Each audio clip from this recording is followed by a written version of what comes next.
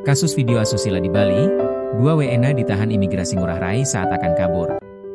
Kantor imigrasi Ngurah Rai berhasil mengamankan 2 warga negara asing, WNA, yang diduga terlibat dalam video asusila yang sempat viral di media sosial dan platform digital lainnya.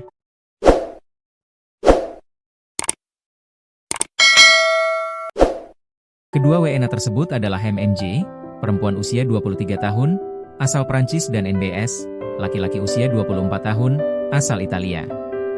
Keduanya diamankan oleh petugas pemeriksaan di tempat pemeriksaan imigrasi, TPI, Bandara I Gusti Ngurah Rai saat hendak berangkat ke Thailand. Proses pengamanan ini berawal dari penelusuran petugas Intendakim, Intelijen dan Penindakan Keimigrasian, terhadap pergerakan WN Prancis atas nama MMJ pada hari Jumat 13 Maret 2026 lalu. MMJ diketahui memajukan jadwal keberangkatannya yang semula pada 14 Maret 2026 menuju Prancis melalui Singapura, menjadi tanggal 13 Maret 2026 menuju Thailand. Selain itu, ditemukan indikasi niat dari yang bersangkutan untuk mengelabui petugas.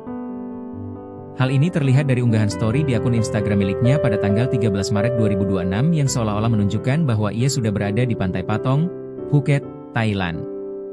Berdasarkan kecurigaan tersebut, petugas imigrasi segera melakukan pemeriksaan di area keberangkatan internasional Bandara I Gusti Ngurah Rai.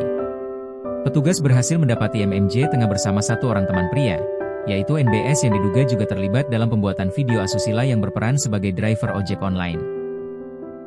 Sebelumnya MMJ telah viral dalam sebuah video yang menampilkan hubungan intim antara seorang driver ojek online dan wanita bule, MMJ. Dalam beberapa potongan yang beredar, terlihat sebelumnya pria tersebut sempat membonceng MMJ menggunakan motor, kemudian dilanjutkan dengan adegan asusila. Dalam pengembangan kasus ini, tim Polres Badung selanjutnya juga berhasil mengamankan satu WNA berinisial ERB, laki-laki usia 26 tahun, asal Prancis. ERB diduga terlibat sebagai manajer sekaligus orang yang mengunggah video asusila tersebut ke platform digital konten dewasa. Keberhasilan pengamanan ini merupakan wujud nyata kewaspadaan dan ketelitian petugas imigrasi Ngurah Rai di lapangan, kata Kepala Kantor Imigrasi Ngurah Rai, Bugie Kurniawan, Selasa 17 Maret 2026. Menurutnya meskipun terduga pelaku sempat mencoba mengelabui petugas dengan mengubah jadwal penerbangan secara mendadak dan merekayasa lokasi keberadaannya di media sosial, kesigapan petugas kami di Terminal Keberangkatan Internasional berhasil menggagalkan upaya keberangkatan mereka.